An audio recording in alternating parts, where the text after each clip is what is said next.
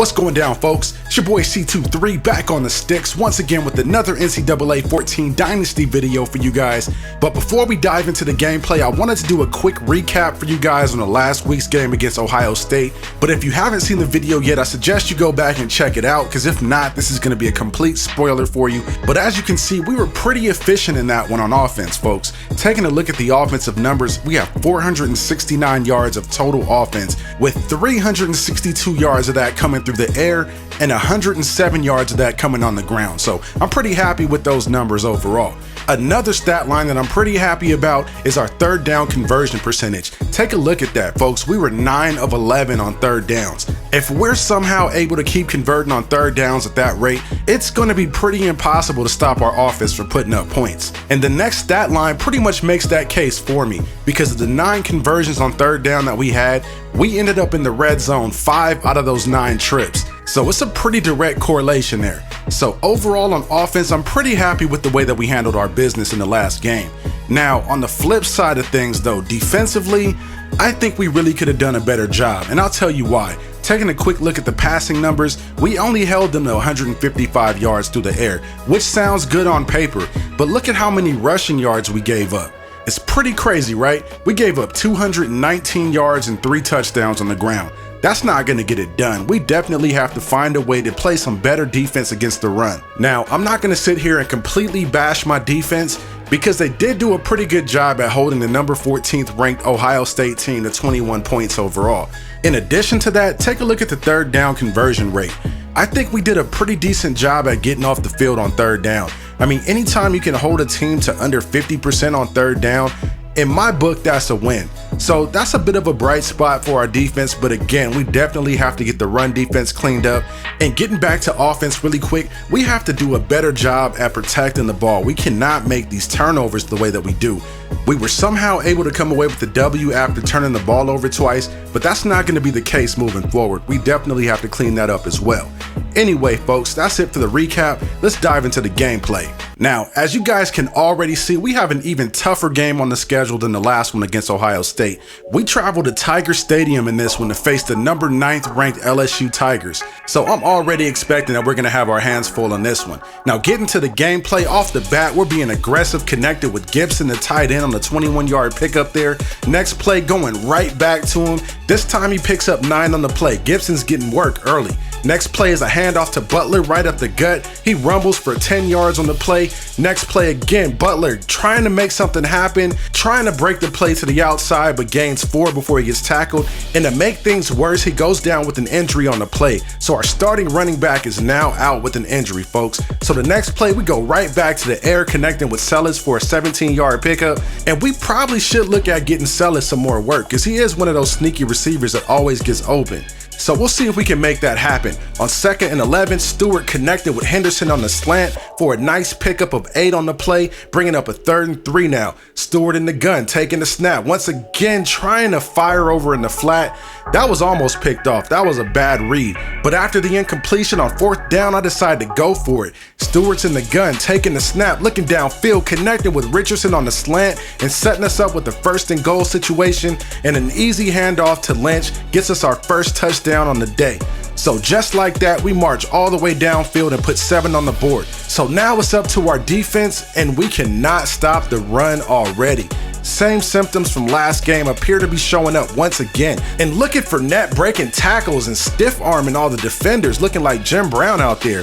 He will not go down easily. Next play, we try to stack the box, but Fournette gets loose and ends up picking the 1st down up.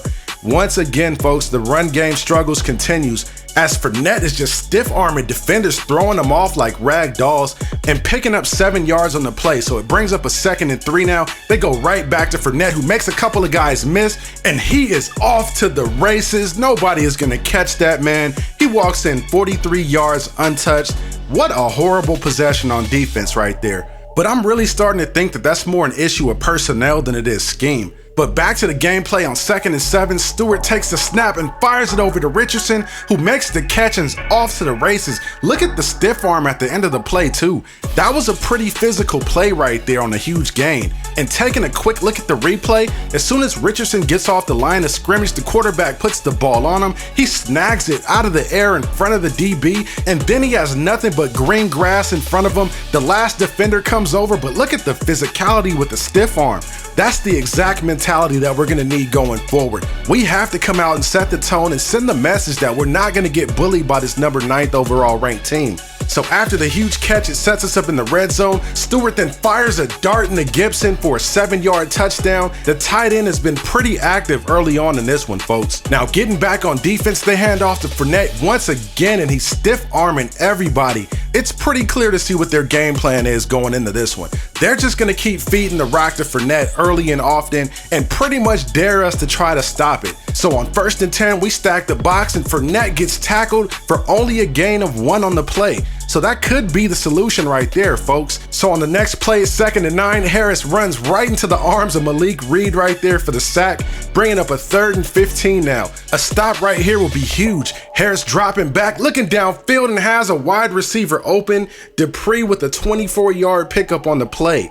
And I won't even lie to you guys, that one kind of stung a little bit. I thought we were about to get off the field, get the ball back, and possibly put more points on the board, but they end up converting and now are setting up shop in the red zone, and Fournette just runs it in for another score. Fournette is just making us take our medicine right now, folks. But taking a look at the comparison, through a quarter and a half, we're pretty even with LSU across the board, folks. So on my next drive, we come out and try to establish the run game, handing the ball off to Lynch, and he goes nowhere on the play, bringing up a 2nd and 8. Stewart's under pressure and throws it into coverage and is picked off.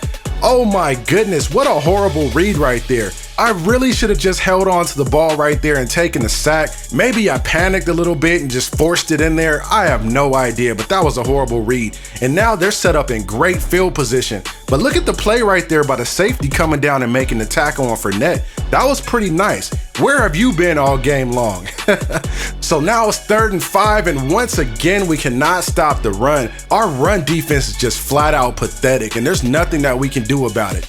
Although I will say that last play was a bit on the glitchy side though, as Fournette once again breaks tackles but only gains 3 on the play, so we'll take that. Bringing up a 2nd and 7 now, Harris going with the option play, does not pitch it and gets tackled, bringing up a 3rd and 8. Harris dropping back and the pass is incomplete, bringing up a 4th and 8 now. So they're forced to try for the field goal and it is no good. The ball just clanks off the side of the upright, and most importantly, that interception didn't cost us a thing on that possession, folks.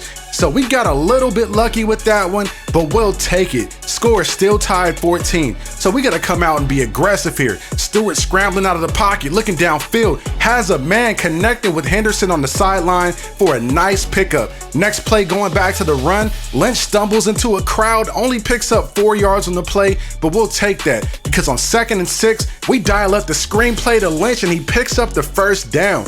So we're able to get a little bit of momentum back after throwing the interception earlier. 1st and 10 now, Stewart escaping the pocket, scrambling, trying to make something happen, but is forced to get rid of it because he's under pressure, bringing up a 2nd and 10. Stewart firing to Gibson once again. How many times have I called Gibson's name in this one?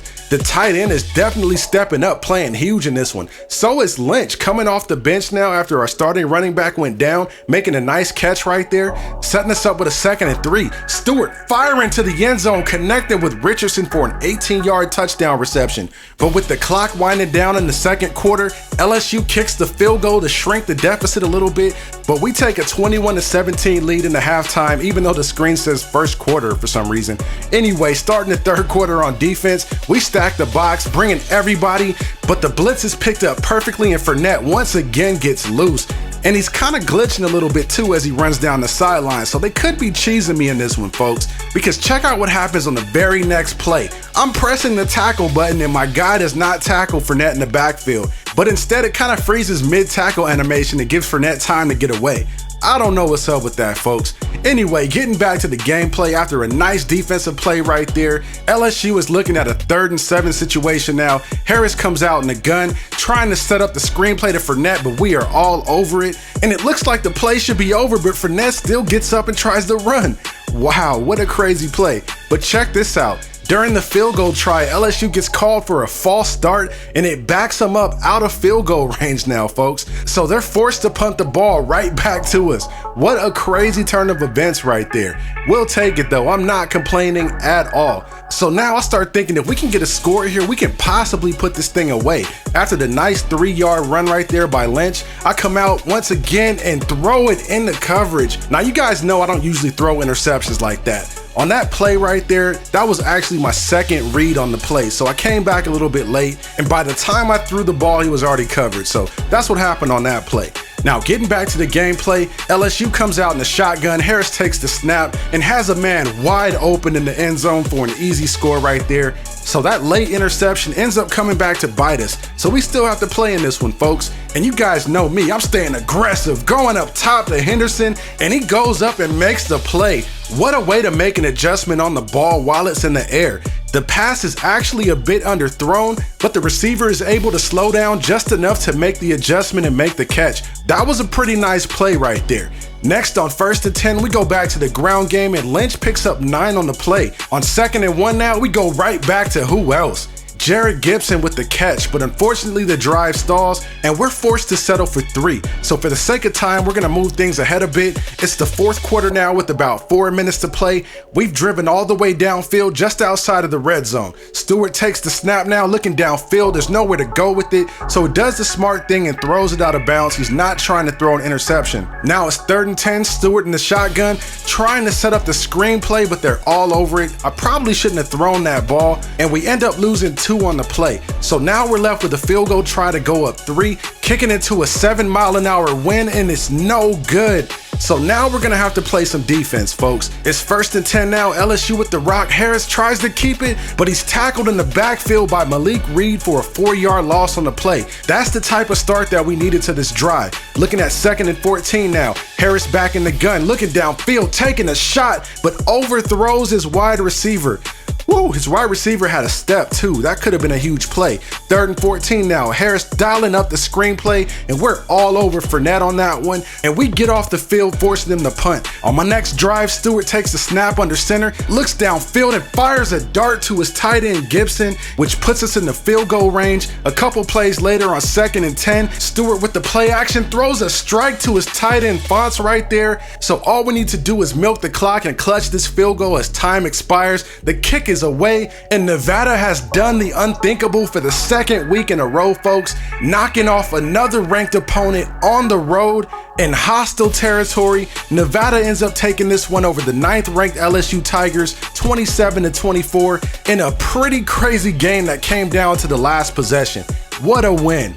Now, taking a quick look at the stat sheet, there's no surprise who's at the top of that list. Jared Gibson with 6 catches. He only had 87 yards. I thought he might have had more yardage on the day, but his contributions were huge for us all game long, folks. And both Henderson and Richardson almost had 100 yards receiving as well. But I didn't really throw outside that much because Gibson was just beasting on the interior. But anyways, that's my time, folks. I hope you guys enjoyed the video. Don't forget to like, share, comment, and subscribe. I'm signing off, and I'll see you in the next one.